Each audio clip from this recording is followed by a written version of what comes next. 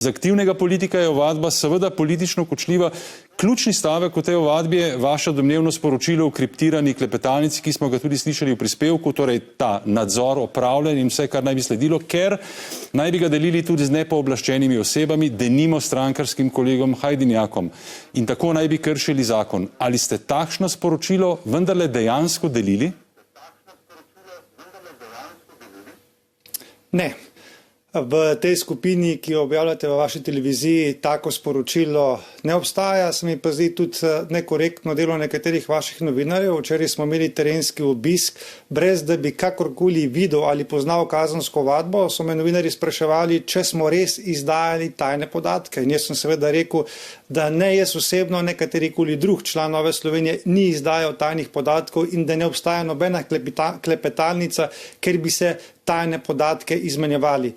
Policija je povedala, da je bil nadzor opravljen zakonito, potem so pa dejali, da naj bi se pa kasneje pojavile neke nove okoliščine in te nove okoliščine so očitno volitve, zdajšnje težave vladne koalicije ali pa težave notranjega ministra.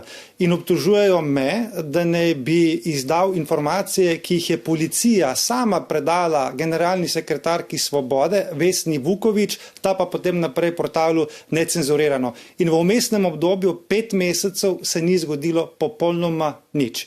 Jaz mislim, da je tukaj jasno vidno, da gre za politično motivirano zgodbo, kako oslabiti Novo Slovenijo. Ampak, skratka, vi vztrajate, da niste avtor tega sporočila, ampak kako si razlagate navedbe iz ovadbe, da naj bi pa prav to sporočilo našli pa v telefonu gospoda Hajdinjaka in sicer v preiskavi Nacionalnega policijskega urada domnevnih spornih poslov na Darsu? Potem, ko je odšla gospa Bobnar in gospod Lindav, je ta policija absolutno politizirana in jaz osebno ji ne zaupam. Spomnite se preteklih preiskav, kako se je na primer pri poslancu Magajni čudežno pojavil nek obremenilni dokaz v nadaljevanju postopka, je pa ta dokaz prav tako čudežno iz policije izginil oziroma se je prenosnik izgubil. Tako da jaz ne morem izključiti tega, da so na policiji lahko naredili neko lepljenko iz sporočil, ki smo si jih pošiljali potem, ko so bile te stvari že javno obelodanjene. Vsekakor pa takih sporočil v skupini, ki jo je vaša televizija objavila, ne obstajajo. Ampak tisto sporočilo, ki smo ga videli na začetku, je zelo nedvoumno. Nadzor opravljen in vse, kar je sledilo. Kako bi tu lahko bilo kaj zlepljeno? Ja, lejte, prvič je pomembno, kdaj je bilo to sporočilo poslano in druga stvar, niti ne vem, česa smo tukaj obtoženi. Razumete, vi lahko bi nas obtožili izdaje tajnih informacij, če bi nekoga obvestili, da se mu prisluškuje. Tukaj pa gre za to, da se nikomor ne prisluškuje. Še nisem slišal, da bi podatek, da se nekomu ne prisluškuje, bil tajni podatek.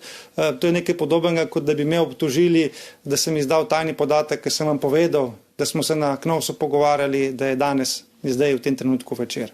Gospod Tonin, pred dnevi ste se na poročanje o ovadbi odzvali z besedami, tudi če bi mu sporočil, da mu policija ne prisluškuje, v tem ne vidim nič spornega. Ampak marca letos ste pa področni zakon pred novinarji razlagali takole, navajam, če ugotovimo, da se ne prisluškuje, smo v skladu z zakonom dolžni molčati.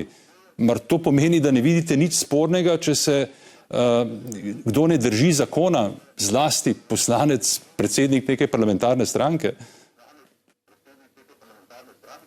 Ne, absolutno ne. Vi ste tukaj povedali en del, da smo dolžni molčati in ne obveščati javnost, se je pa izoblikovala parlamentarna praksa v preteklosti, da se je pobudnike vedno tudi obveščalo. Se to je tudi smisel, če vi zatrjujete, da se vam prisluškuje in to nezakonito, da če se vam ne prisluškuje, da vas komisija tudi v teh stvarih obvesti. To je nek normalen proces v vseh zahodnoevropskih državah. Je pa jasno, da če se pa ugotovi, da vam zakonito prisluškujejo, to pomeni, je pa tajni podatek in tega se pa ne sme z nikomor deliti. Medtem ko pa da vam ne prisluškujejo, se to je v preteklosti vedno delilo zgolj z pobudniki, ni se pa tega delilo javno, ker se hkrati tudi varuje identiteto pobudnikov. Vkolikor bi pa seveda ugotovili, da gre za nezakonite prisluhe, potem se pa seveda od Knovsa pričakuje ostra reakcija in tudi konkretna dejanja, ker gre tukaj za obrambo pravne države, če se zgodijo nezakoniti prisluhi. Ampak je pa popolnoma logično, da če vi pravite, da vam v telefonu škrta in da vas nadzorujejo in da če se v preverjanju ugotovi, da to seveda ni res, da so državljani do teh informacij seveda upravičeni. Skratka, če povzamem, kar ste rekli prej, vi pravite pač, da za tem stoji Vesna Vuković, Svoboda. Problematizirate vi in tudi vaši strankarski kolegi uhajanje informacij s policije v medije in ga opredeljujete kot kaznivo dejanje. Ga boste naznanili oziroma vložili ovadbo? Glejte, nas se obtožuje, policija vlaga kazensko ovadbo za stvari, ki jih je storila sama. Torej, oni so nepooblaščeno govorim, obvestili Vesno Vuković, ker ni šlo za tajne podatke, težko rečem, da je tukaj šlo za kaznivo dejanje, je šlo pa vsekakor za nepooblaščeno, da Vesna Vuković do teh podatkov ni bila upravičena in zdaj za te iste stvari obtožujejo nas, da smo naredili kaznivo dejanje. Še enkrat, glejte, na tem nadzoru sta bila tudi 2 koalicijska poslanca, na tem nadzoru policija ni uveljavljala kakršnih koli odložitev tega nadzora, celo več potrdila je, da je šlo za zakonit nadzor in jaz mislim, da tukaj gre za obračun z Novo Slovenijo z 2 razlogov. Eden je za preusmerjanje pozornosti, ker ima trenutna vladna koalicija seveda težave z obrambnimi referendumi, pa bila je tudi interpelacija notranjega ministra in druga strateška stvar je pa seveda oslabiti Novo Slovenijo, ker se zavedajo, da s tem potem bistveno onemogočijo, da pride do desnosredinske vlade. Je pa žalostno, da pri vseh pretepih, pri vseh stvareh, ker se dogaja navadnim državljanom, da se policija ukvarja s tem, ali smo mi nekomu sporočili, da se mu ne prisluškuje. Mislim, to je zapravljanje davkoplačevalskega denarja, zelo enostavno. Če gre za kršenje zakona, to seveda ima tudi smisel. Še 2 vprašanji, gospod Tonin.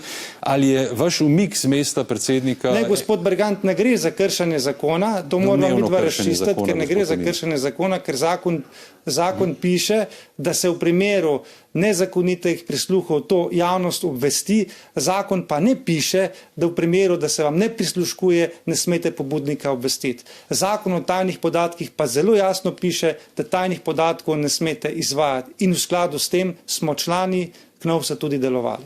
To sem hotel vprašati, gospod Tonin, ali je vaš umik z mesta predsednika NSI-ja jeseni na kakršenkoli način povezan z domnevo, da boste morda ovadeni?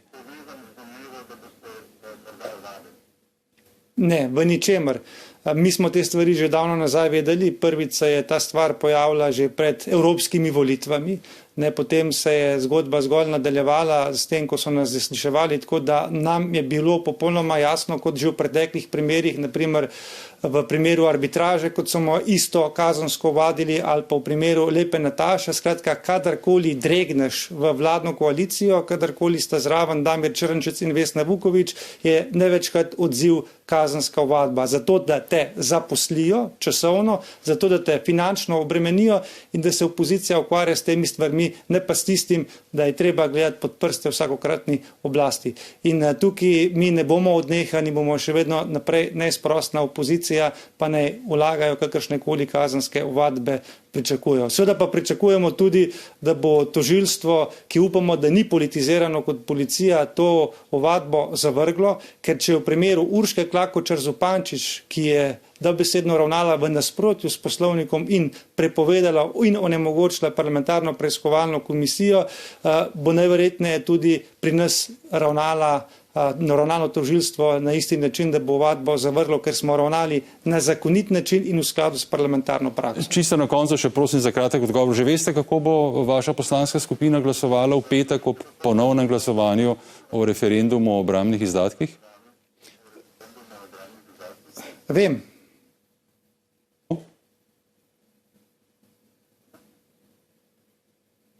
Kako bo glasovala? Vem pa ne bom tega povedal, ker bi bil morda lahko obtožen izdaje tajnih informacij.